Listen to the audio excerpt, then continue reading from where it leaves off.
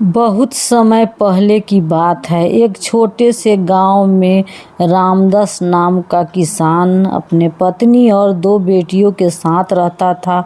उसकी बड़ी बेटी का नाम गीता और छोटी बेटी का नाम था सीता। दोनों बहनें रूपवान थीं, लेकिन उसके स्वभाव में बहुत अंतर था। गीता स्वभाव से घमंडी लगती और स्वार्थी थी।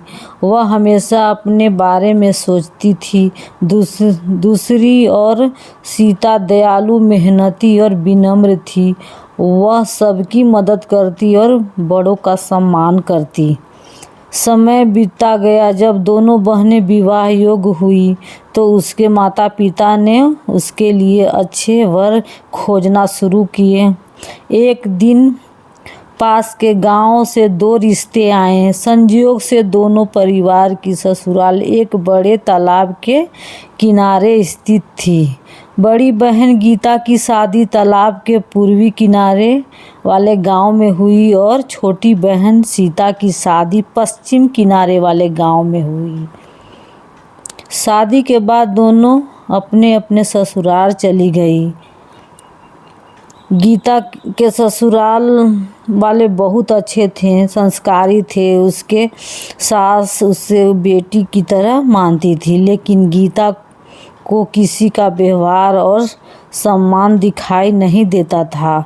वह देर तक सोती रहती, घर के कामों से बचती और हर समय शिकायत करते रहती थी।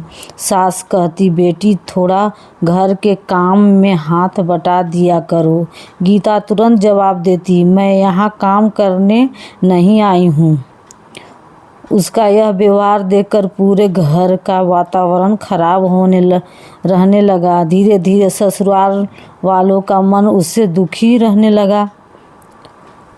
छोटी बहन का व्यवहार बहुत अच्छा था। उधर सीता अपने ससुराल में सबका दिल जीत चुकी थी। वह सुबह जल्दी उठती, घर का काम करती, पशुओं की सेवा करती और सास ससुर का सम्मान करती। उसकी सास अक्सर कहती, भगवान ऐसी बहू हर घर में को दे। सीता के मधुर स्वभाव से पूरा परिवार सुख रहता था।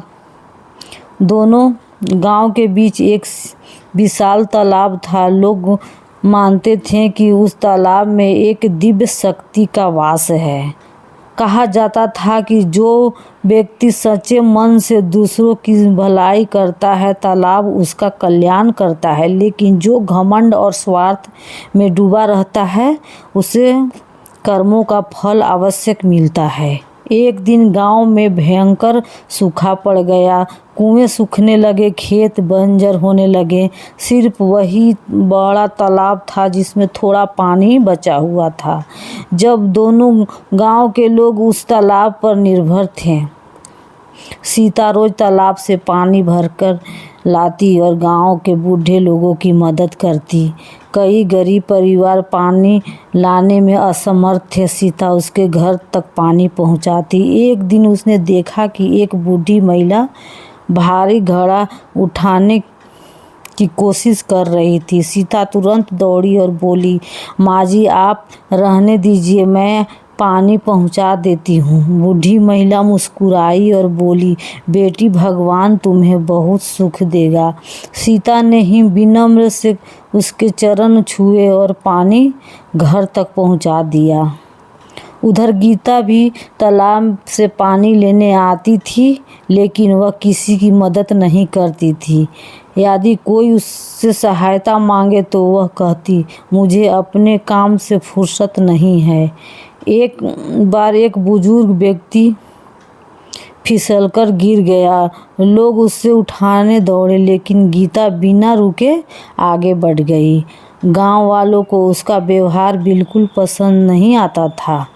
एक दिन तालाब के किनारे एक रहस्यमय वृद्ध बैठी दिखाई दी। वह बहुत कमज़ोर लग रही थी। सबसे पहले गीता वहां पहुंची। वृद्ध ने कहा, बेटी मुझे बहुत प्यास लगी है, क्या थोड़ा पानी पिलाओगी? गीता ने घड़े को कसकर पकड़ लिया। यह पानी मेरे घर के लिए है, मैं किसी को नहीं दे सकती। इतना कहकर वह वहाँ से चली गई। वृद्ध उसे देखती रह गई। कुछ देर बाद सीता वहाँ पहुँची। वृद्ध ने उससे भी पानी मांगा। सीता ने बिना देर किए अपना घड़ा आगे कर दिया। माँ जी, जितना चाहे पानी पी लीजिए। वृद्ध ने पानी पिया और मुस्कुराने लगी। फिर बोली, बेटी, तुम्हारा हृदय बहुत पवित्र है। सीता ने कहा, किसी प्यास को पानी पिलाना तो मेरे कर्तव्य है। अचानक वृद्ध के शरीर से प्रकाश निकलने लगा। सीता आश्चर्य से देखने लगी।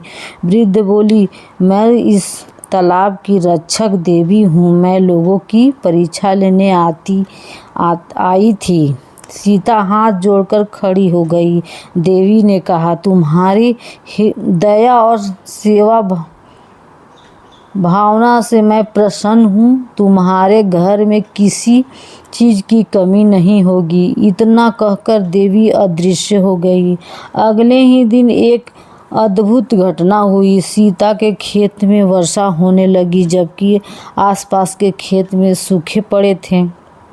उसकी फसल लहलहाने लगी। धीरे धीरे उसके परिवार की आर्थिक स्थिति बहुत अच्छी हो गई। जब गीता को यह बात पता चली तो उससे बहुत ईर्ष्या हुई। यह सोचने लगी कि आखिर सीता के पास इतना सुख कैसे आ गया। एक दिन उसने सीता से सब कुछ पूछ लिया। सीता ने पूरी घटना बता दी। अब गीता के मन में लालच आ गया। वह अपने दिन तालाब पर गई और देवी के आने की प्रतीक्षा करने लगी। कुछ समय बाद वही वृद्ध उसके सामने प्रकट हुई। गीता तुरंत मीठी आवाज़ में बोली, माँ जी, आपको पानी पिला दूँ क्या? वृद्ध मुस्कुराई। बेटी, क्या तुम सच में मेरी मदद करना चाहती हो? गीता बोली, हाँ बिल्कुल, लेकिन उसके मन में केवल धन पाने का लालच था। वृद्ध ने कहा, यदि तुम्हारे मन में सच्चाई है तो उस घायल बछड़े की सेवा कर दो। पास ही एक बछड़ा घायल पड़ा था। गीता ने नाक भौं सिकोड़ ली। मैं यह गंदा काम नहीं करूँगी। इतना सुनते ही वृद्ध का रूप बदल गया। देवी प्रकट हुई। उसने कहा, सेवा दिखावे से नहीं, दिल से होती है। तुम्हारे मन में केवल लालच है। गीता डर गई। उसने क्षमा मांगी, लेकिन देवी ने कहा, जब कोई अपने स्वभाव को नहीं बदलेगी तो सुख नहीं मिलेगा। उस दिन के बाद गीता बहुत सोच में पड़ गई। उसने अपनी गलतियां समझ में आने लगी। उसे महसूस हुआ कि लोग उससे इसलिए दूर रहते हैं क्योंकि वह स्वार्थी और घमंडी है। धीरे धीरे उसने अपना व्यवहार बदलना शुरू कर दिया। वह घर के काम करने लगी, सास ससुर का सम्मान करने लगी, गांव वालों की सहायता करने लगी। अब लोग उसके बारे में अच्छी बातें करने लगे। कई महीने बाद वह फिर तालाब पर गई। वहाँ वही वृद्ध प्रकाश दिखाई दिया। देवी ने प्रकट होकर कहा, अब तुम बदल चुकी हो। तुम्हें अपने कर्मों का महत्व समझ आ गया है। गीता ने विनम्र से सिर झुका लिया। देवी ने आशीर्वाद दिया, सच्चा परिवर्तन सबसे बड़ा वरदान होता है। इसके बाद उसके जीवन में खुशियाँ आने लगी। तो दोस्तों, इससे सीख हमें यह मिलती है कि कुछ वर्षों के बाद दोनों बहनें अपने अपने परिवारों के साथ सुखी जीवन जीने लगे। तालाब के किनारे किसे बसे दोनों गांवों में उनकी कहानियां प्रसिद्ध हो गई। लोग अपने बच्चों को यह कहानी सुनाते और बताते कि इंसान की असली पहचान उसके धन या रूप से नहीं, बल्कि उसके व्यवहार और कर्मों से होती है। तो दोस्तों, इस कहानी से हमें यह शिक्षा मिलता है कि दया, सेवा और विनम्र हमेशा सुख और सम्मान दिलाती है, जबकि घमंड, स्वार्थ और लालच अंततः दुख का कारण बनते हैं। अच्छे कर्मों का फल देर सवेर आवश्यक मिलता है। तो दोस्तों, अगर यह कहानी आप लोग को अच्छे लगे तो लाइक, सब्सक्राइब, कमेंट जरूर करें। धन्यवाद।